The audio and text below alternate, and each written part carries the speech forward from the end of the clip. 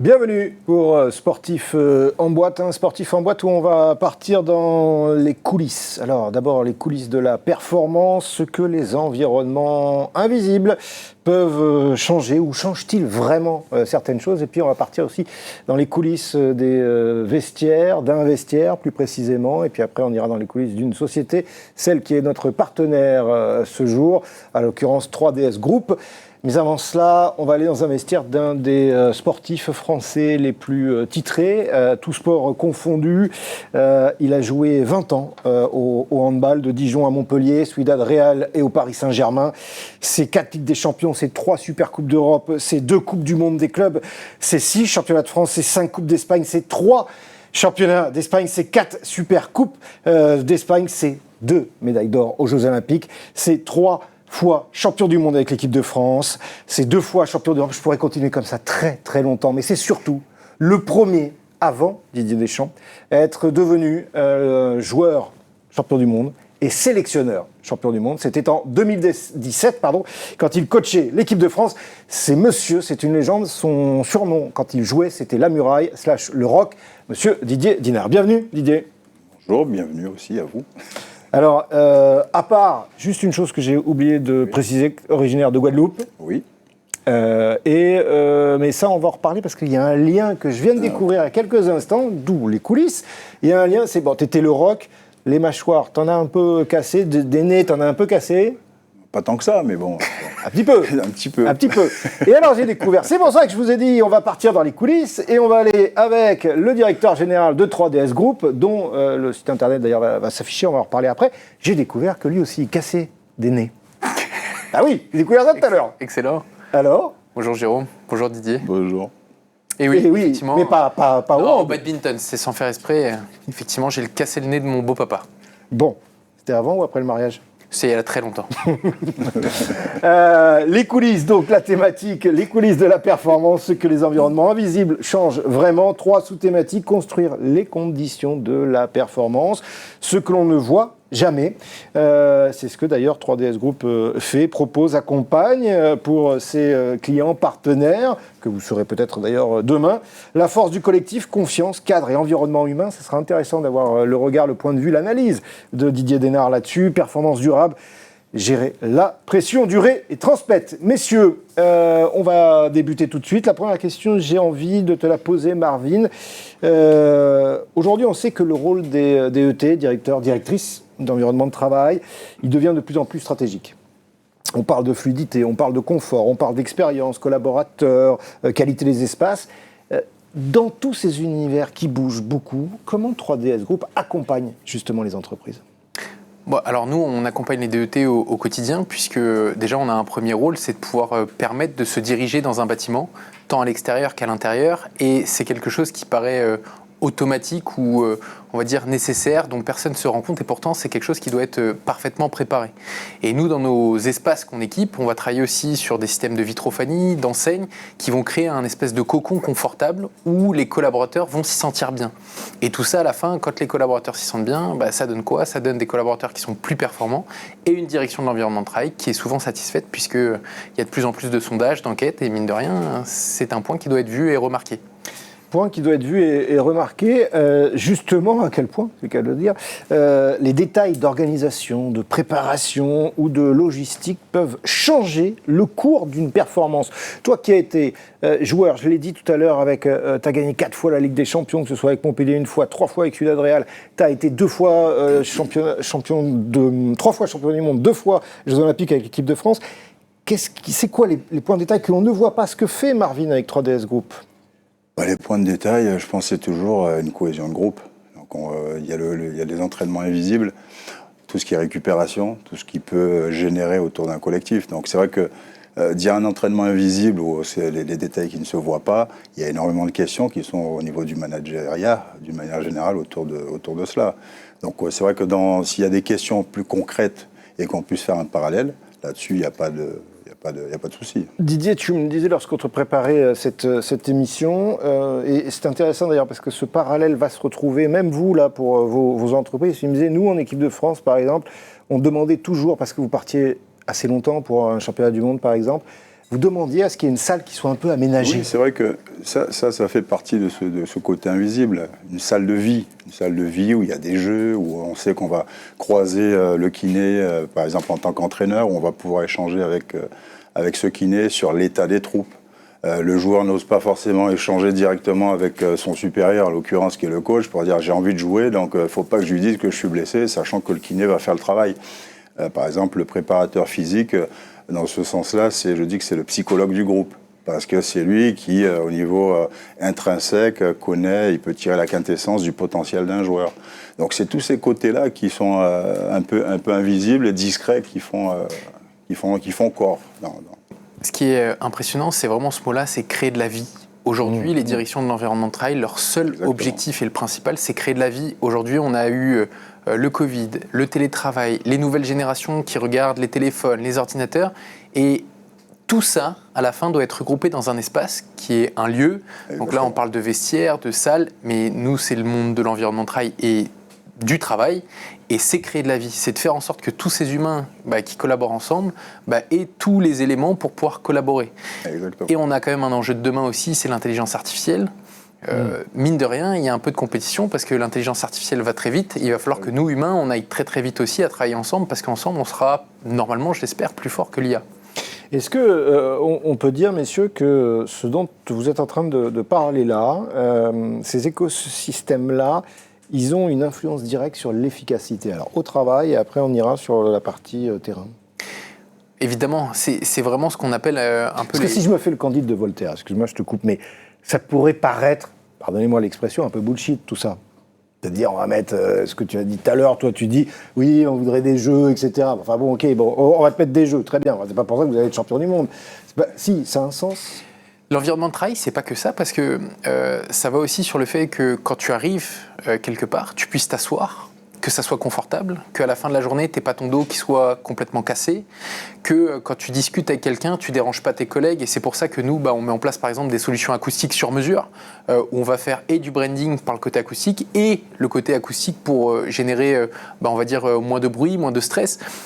L'environnement de travail, en fait, c'est simple, c'est aussi pouvoir brancher son téléphone et qu'il y ait l'électricité qui arrive, c'est tout ça, et dire que ça y participe, c'est même pas une question, puisque ça y participe grandement. Sans cela, tu ne peux pas travailler correctement. Ça marche pas.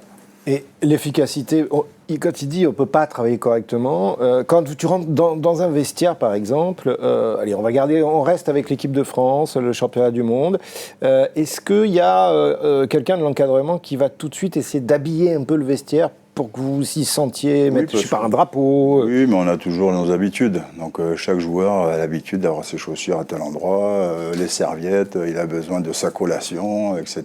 Donc il faut toujours nous mettre dans un environnement, on va dire, familier.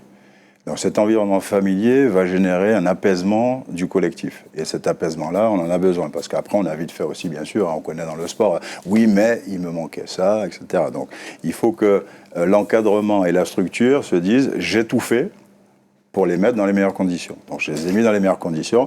Donc en gros, tu n'as plus le droit à l'erreur et tu ne vas pas chercher une excuse annexe à ta performance et à ce qu'on attend de toi d'une manière...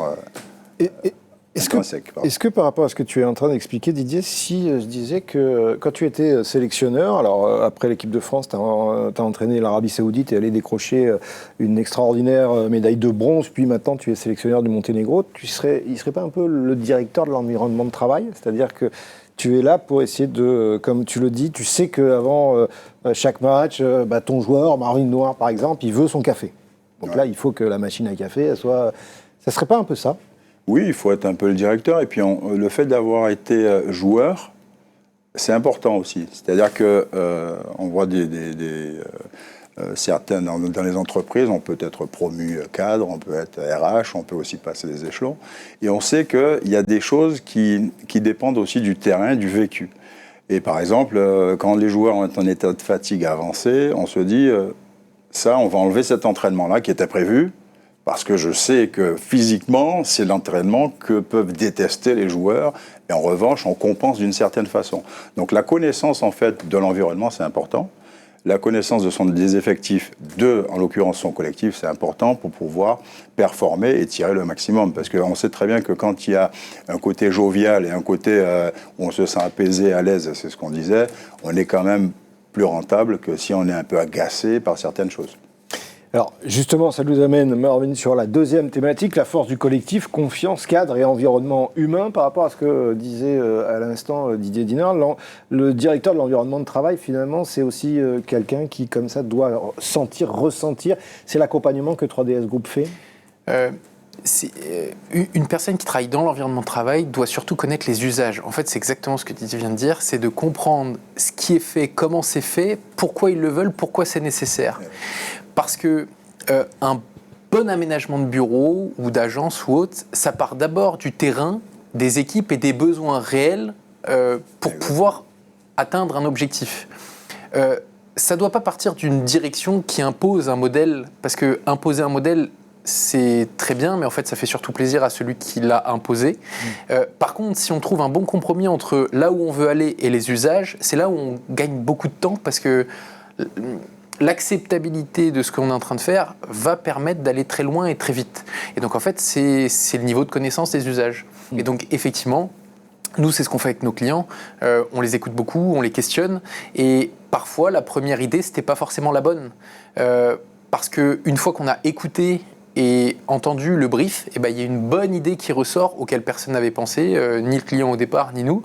Et c'est pour ça qu'il faut toujours reposer des questions. Et c'est nous, dans notre métier, on recontextualise toujours ce que l'on nous demande. Toi, tu l'as vécu, ça, comme joueur ou sélectionneur, parce qu'on parle de la force du collectif, la confiance, le cadre. Pourquoi il y a des équipes talentueuses ?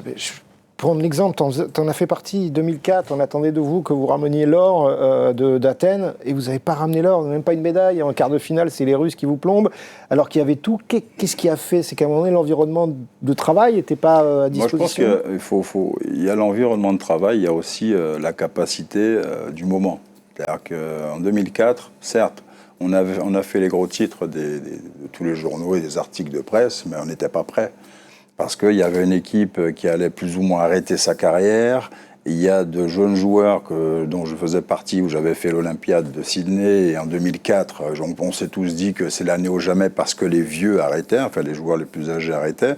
Mais moi, je ne me sentais pas non plus prêt à affronter peut-être ce quart de finale à enjeu, alors qu'on a perdu face à une équipe russe expérimentée qui avait l'habitude de jouer ce moment-là. Et nous, on n'avait pas justement l'habitude de maîtriser ce moment-là, puisque le vécu qu'on avait en tant que jeune, c'était un quart de finale perdu à Sydney. Et donc là, il fallait jouer face à une équipe expérimentée qui avait l'habitude de ce moment-là et que nous, on ne savait pas gérer cet exploit, ce moment qui est clé, parce qu'il faut savoir qu'aux Jeux Olympiques, toute ta compétition se joue sur le 6e match. C'est-à-dire que les 5 matchs de qualif pour terminer premier ou 4e du groupe, compte, oui, mais c'est juste pour te faire un peu la main, mais tous les Jeux Olympiques se jouent au 6e match. C'est-à-dire que si tu es éliminé en quart, c'est comme si tu n'étais pas venu. Donc voilà, donc c'est très important. Et si je reprends un petit exemple au niveau du coaching, par exemple, lors du dernier stage avec le Monténégro, j'ai lu le planning, mais pas en diagonale. Mais on se dit, oui, c'est un planning normal, mais en fait, il y a le préparateur physique qui veut toujours mettre sa touche. Et si tu freines pas un préparateur physique, il te met du physique toute la semaine. Donc, sauf que moi, il y a un petit côté physique qui m'a échappé le lendemain entre le déplacement et le match. Enfin, il y a eu le match, et lui, il a mis 2 séances et il n'a pas mis entraînement. J'ai dit, mais comment j'ai dit à l'adjoint, mais comment j'ai pu valider ça ? Il m'a dit, Didier, t'as dit OK. J'ai dit, mais attends, mais rappelle-moi que le préparateur physique, il ne va plus jamais me dire la semaine comment on fait, quoi. C'est pas possible. C'est-à-dire que moi, en tant que joueur, je ne peux pas valider ce planning. Donc je parle en tant que joueur. Moi, en tant que joueur, si je fais ça aux joueurs, on va tous les mettre à dos. C'est-à-dire que le côté, il faut vraiment prendre ce côté-là en compte pour pouvoir justement que tes effectifs se sentent vraiment dans les meilleures conditions. Et donc là, on arrive sur l'histoire de la confiance, pour terminer sur cette deuxième thématique, dans la performance, c'est-à-dire que les espaces de travail, ils influencent vraiment à ce point les comportements et les relations humaines. Alors je peux donner un très bon exemple. Nous, 3DS Group, on a déménagé il y a de ça 1 an maintenant, dans des locaux qui sont absolument splendides, d'ailleurs à visiter par nos clients. Ça fait showroom, l'atelier et ainsi de suite. À Bagneux. D'ailleurs, on va remettre le site internet, comme ça vous trouverez l'adresse et vous pourrez prendre rendez-vous. Il y a quand même un point qui est important, c'est qu'on a fait beaucoup de choses en très peu de temps. un déménagement, l'investissement dans de nouvelles machines, nouvelles stratégies, etc., etc. Mais on se rend compte que parfois, il vaut mieux reculer un petit peu sur certains sujets pour mieux repartir. Nous, on constate chez nous, en interne, que nos équipes, le déménagement, etc., l'ont vécu comme quelque chose de tellement merveilleux qu'à un moment donné, ils étaient un peu confort. Ok. Posé et confort. C'est-à-dire, on atteint une forme de Graal, ça y est, on a eu la coupe. Le problème, c'est que quand on a la coupe en main, on se sent parfois un peu trop fier de beaucoup de choses et on peut oublier un certain nombre de choses, le côté un peu combativité. Et aujourd'hui, nous, maintenant, notre rôle, c'est de dire, mais en fait, on a la coupe, mais nous, on veut une coupe qui soit beaucoup plus belle, beaucoup plus grande, parce qu'il y en a plein à aller chercher. Et tout ça pour dire que ça y a participé fortement, mais ça n'enlèvera jamais la partie coaching, la partie managériale, etc. Autrement dit, demain, on met des gens dans des super locaux, mais on ne continue pas à être proche d'eux, à boire un café, à avancer avec eux, etc. Ça peut capoter. Et ainsi de suite. Et à l'inverse, on les met dans un endroit qui va être tout pourri, mais parfois avec un management qui va être au top, hop, ça peut repartir. Tout ça pour dire qu'il faut penser à l'humain, au coaching et au management, quoi qu'il advienne. Voilà. Qu'on soit dans un vestiaire tout neuf ou un vestiaire plus ancien, ce que vient de dire Marvin, tu le retrouves dans l'univers du sport. Oui, dans l'univers du sport, c'est vrai qu'on va dire que le management, c'est super important. C'est surtout la confiance qu'on va avoir avec son collectif qui fera la différence. C'est pas les locaux en soi, c'est surtout la qualité relationnelle qu'on va avoir avec ses effectifs qui va faire qu'à un moment donné, il y a quelque chose, on va dire oui, mais on était tellement heureux à cette époque, on n'avait pas grand-chose et ça se passait mieux. On va avoir par exemple un collectif qui a vécu l'histoire, par exemple la jeune génération qu'on a été. Qu'est-ce qui a fait notre force ? C'est qu'à un moment donné, on a été vraiment en difficulté parce qu'on était face aux grands, on se prenait des dérouillés de plus 10, etc. La différence qu'il y a eu dans le temps, c'est qu'on a voulu que les jeunes qui arrivaient en équipe de France ne vivent pas ce qu'on avait vécu avec nos anciens. Nos anciens, c'était « c'est ma place, tu la prends pas ». Et nous, on a dit, bon, plutôt que d'être en conflit avec la jeune génération, on va s'associer à eux pour leur dire, bon, on va aller vite, on veut gagner, on veut que vous soyez performants, donc on va vous montrer comment faire pour avancer. Donc, je pense que c'est des modèles qui sont importants. Pour autant, quand tout s'est bien passé, que tu as intégré tous ces jeunes, comme ils sont arrivés, qu'ils ont commencé à gagner, ils vont te dire mais ça gagne facile. Sauf qu'eux, ils n'étaient pas dans le cursus de pendant 5 ans, j'ai rien gagné. Sauf que. Et donc, du coup, c'est toujours ce côté où il faut ces petites piqûres de rappel aussi pour dire que c'est pas évident. Voilà. Et pour faire un parallèle purement illustré, direction de l'environnement de travail, nous, ce qu'on dit à nos clients, parfois, on leur installe de très belles signalétiques, tout est pensé pour, avec un système de couleurs, etc. Au moment où on délivre, les équipes internes se disent « ça y est, le projet est fini pour nous ». Mais non, parce que là, il y a la formation à tous les collaborateurs, à la compréhension du nouveau concept qui a été mis en place. Et c'est là où ça fait toute la différence et la bascule, puisqu'il faut embarquer tout le monde. C'est-à-dire, parfois, on a l'impression que son propre projet personnel, ça y est, c'est OK. Mais non, il faut continuer à embarquer. Et donc, tout ça, ça crée du lien. C'est qu'en fait, il faut toujours garder un lien très, très fort avec les équipes, avec... Dans les directions de l'environnement de travail, on dit souvent que les collaborateurs, ce sont leurs clients. Et en fait, c'est ça. Aujourd'hui, les collaborateurs, c'est aussi nos propres clients parce que il faut qu'ils avancent avec nous, quoi. Ce qui nous amène à la troisième et dernière partie sur la performance durable, gérer la pression, durer et transmettre. Finalement, vous étiez en train d'en parler. Alors, comment on la gère justement, la pression du très haut niveau que tu as côtoyé pendant plus de 20 ans ? Et la pression, c'est très particulier. On pose souvent la question, mais comment vous faites pour gérer la pression ? On l'entend souvent en entreprise, comment vous gérez la pression ? Et en fait, je réponds toujours simplement en disant, en fait, ça ne se gère pas. En fait, c'est le stress, la pression qui vous aide à avancer. Si vous êtes trop relax et dans cette fameuse zone de confort de j'ai mon café et tout va bien, non, c'est-à-dire que tu ne te remets pas en question. Se remettre en question, c'est avoir la pression. C'est se dire, est-ce que je vais être le meilleur ? Est-ce que je vais performer ? Est-ce que je vais continuer à gagner ?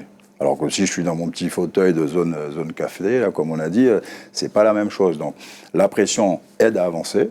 La pression aide à performer. La pression aide à se remettre en question. Ça aide à beaucoup de choses. Et donc, c'est nécessaire pour être efficace, je pense, parce que même au niveau personnel, pour être un cadre ou un employé réalisé, qui se réalise dans ses projets, il il faut avoir un minimum de pression. Il faut avoir un minimum de pression, c'est intéressant ce qu'il est en train de dire, parce que ça veut dire qu'il parle un peu du côté mental aussi. Est-ce que dans les entreprises, on en a conscience de ça ? Alors moi, je fais partie de ceux qui adorent la pression, puisque je considère que si ton esprit et ton corps t'a donné une fonction qui est la pression, c'est un capteur. En fait, on a des capteurs partout. Exactement. La pression, c'est un capteur mental qui te permet à un moment donné de te dire, tu te mets en zone de risque ou pas, ou tu avances, ou tu fais quelque chose. Souvent, ta pression, quand tu sors un peu de ta zone de confort, ça veut dire que t'es pas bien, mais au moment où on te met de la pression, ça veut dire qu'en fait, c'est à toi de recalibrer pour repartir sur le bon chemin. C'est un peu comme quand tu arrives, je sais pas, tu te promènes dans un chemin, etc., tu es au bord d'une falaise, à un moment donné, tu as autre chose qui s'appelle la peur, tu dis, oh, et puis la peur, elle te fait revenir. La pression, c'est ça, c'est pas de la peur. C'est plutôt de te dire, tu as un défi là qui arrive, il va falloir que tu réfléchisses et que tu prennes les bonnes trajectoires pour avancer. Et sincèrement, moi, je trouve qu'elle fait plutôt beaucoup de bien. Nous, même dans notre propre société, des fois, on gagne des appels d'offres, des fois, on les perd. Quand on les perd, on va bien se concentrer sur pourquoi on l'a perdu, mais on fait le même travail sur pourquoi on l'a gagné. En fait, chez nous, c'est un peu différent. C'est qu'est-ce qu'on a mis en place. Et moi, j'aime plutôt ça.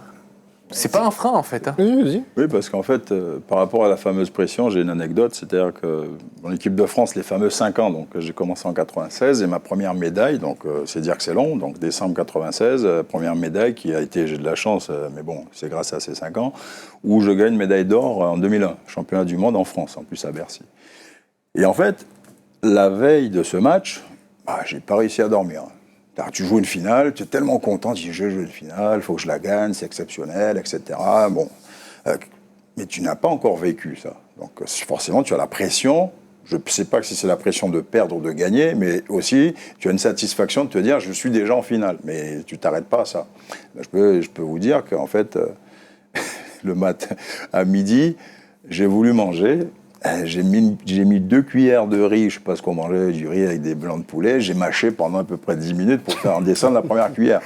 Et ça ne descendait pas. Donc après, qu'est-ce que tu fais ? Tu vas vers quelque chose qui facilite. Tu dis, je veux du sucré, je veux quelque chose. Et en fait, j'ai juste mangé 4 bananes avant le match. Il n'y a que ça qui pouvait rentrer. Je me suis dit, bon...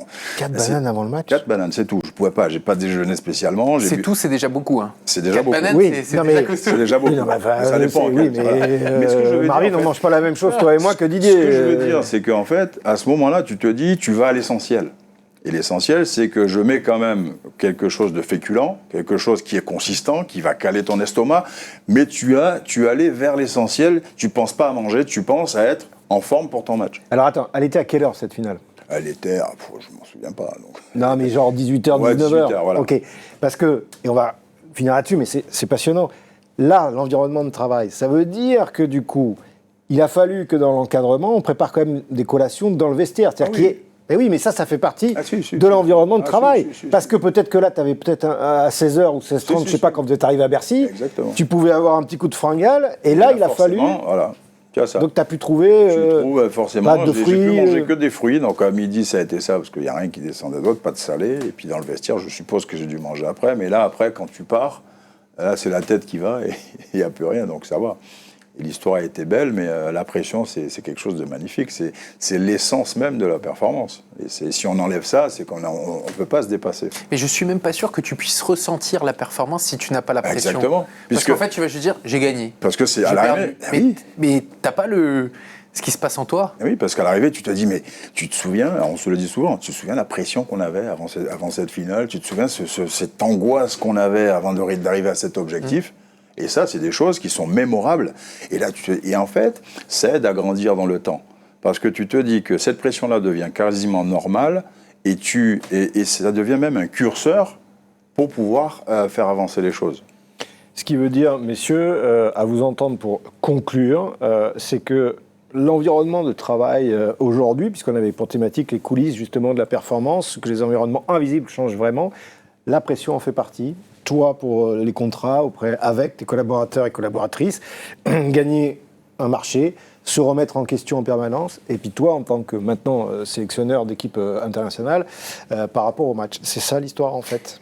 Oui, par contre, il faut aussi savoir la canaliser, parce que tout le monde n'a pas la même appétence quand même à la pression. Certains la tolèrent plus ou moins bien, et le rôle d'un bon coach, c'est aussi de prendre beaucoup de pression et de la redistribuer par bonne dose en fonction des personnes. Parce qu'il y a certaines personnes, je ne sais pas, sur une échelle de 1 à 10, vont adorer le 6-7, Et il y en a, si déjà 1, 2, c'est le maximum. Et c'est à nous de bien piloter pour faire en sorte que le résultat derrière sorte. D'où l'idée, puisque c'était notre thématique, ces choses invisibles. Toi, tu as parlé de cette fameuse pièce nécessaire de vie, la machine à café, le baby-foot, le jeu de tarot, enfin bref. Oui, et comme il disait, c'est surtout en tant que manager, il ne faut surtout pas laisser transpirer cette fameuse pression qui peut être du stress. Ce qui ne veut pas dire que le manager n'a pas peur d'échouer. Par contre, si je fais transpirer mon stress, le collectif le voit. Alors, il faut surtout avoir, c'est de ce côté, nous, on a le droit, on n'a pas le droit, en fait, et c'est là que c'est là toute la difficulté du manager et celui qui dirige l'équipe, on n'a pas le droit d'être faible. Pourtant, on est humain. Donc, le côté de dire, je dirige tout ça, donc si je montre que je suis en panique, je commence à trembler à chaque fois qu'il y a un objectif, t'as vu comme d'habitude, hein, il tremble, hein. Là, il a fumé 3 cigarettes, hein. Là, t'as vu, il va boire 4 cafés, t'as vu, il a disparu 3 fois, il est allé je sais pas où, voilà. Et ça, il le remarque, le collectif. Le collectif sait qui est stressé à quel moment. Donc il faut en plus qu'on essaie de se construire pour mettre cette fameuse barrière pour qu'on dise « ouais, c'est un mur, ce mec-là ». Vous vous rendez compte, il est toujours... Et il faut qu'on essaie d'aller vers ça. Parce que le collectif, il a une chose à faire, c'est de te regarder. C'est-à-dire, toi, tu es tout seul, tu regardes 20, mais les 20 regardent que toi. Et c'est ça qui est particulier. Construire un mur, ça tombe bien, un de ses surnoms, c'était la muraille, c'était aussi le roc. Didier, juste en un mot pour conclure, tu étais avec le directeur général de 3DS Group. On parlait d'environnement de travail, c'est des choses que finalement ça fait écho par rapport à ta carrière de joueur, que tu sois à Montpellier, que ce soit au PSG, à Ciudad Real. Parce que Ciudad Real, c'était pas Barcelone non plus, mais vous avez marché sur l'Europe, marché sur l'Espagne pendant 4-5 ans.